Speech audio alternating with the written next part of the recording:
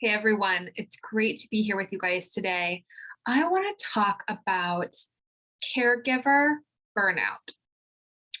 As adults, whether you're 20, 30, 40, 50, 60, somewhere along the way, you may find yourself caring for a family member, an elderly parent, or a sibling, maybe a cousin or an aunt or uncle. But this might happen for you. And as veterinary professionals, we are caregivers. Many of us have that type, those characteristics that make us excellent caregivers. And so you might, be elected or you might volunteer to play that role at home as well. What I want to stress to you is that wearing this caregiver hat all of the time certainly can lead to burnout.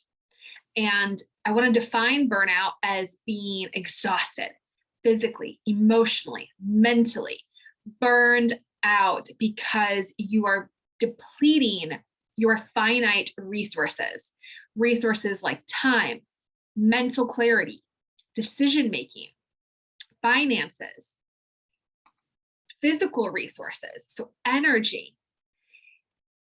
So, what do we do about it? Right? You can't maybe change the circumstances.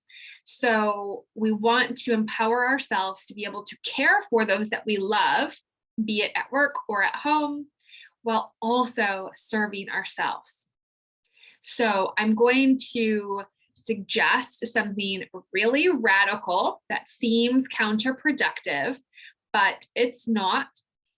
Serve yourself first.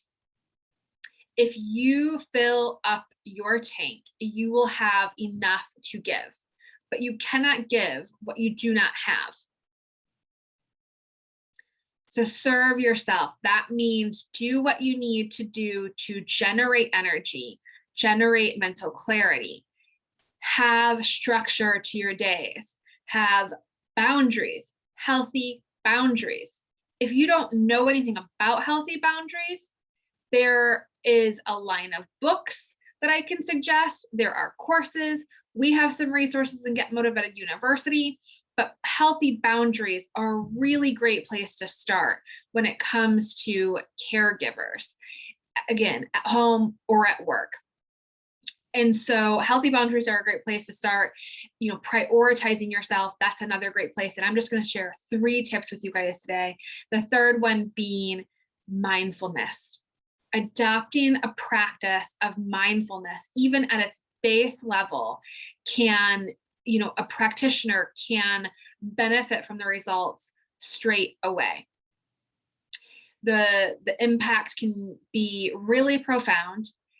The mindfulness that we're discussing is really just bringing your state of awareness to the present moment without judgment. So if you're in a situation, if you're in a moment, you aren't labeling things as good or bad, positive or negative.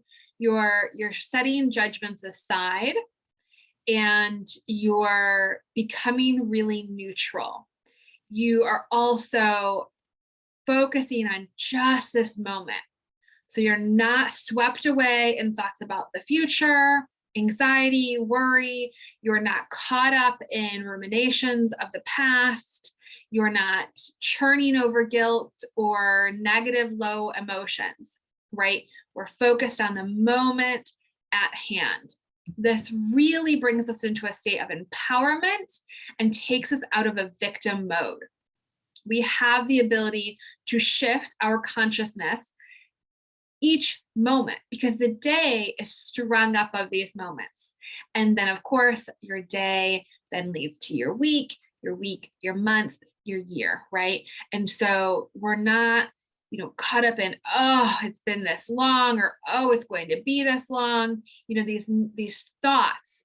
And so we disengage from being connected to our thoughts. We can see a thought arise, and as an observer, as a witness, we can also just let it fall away.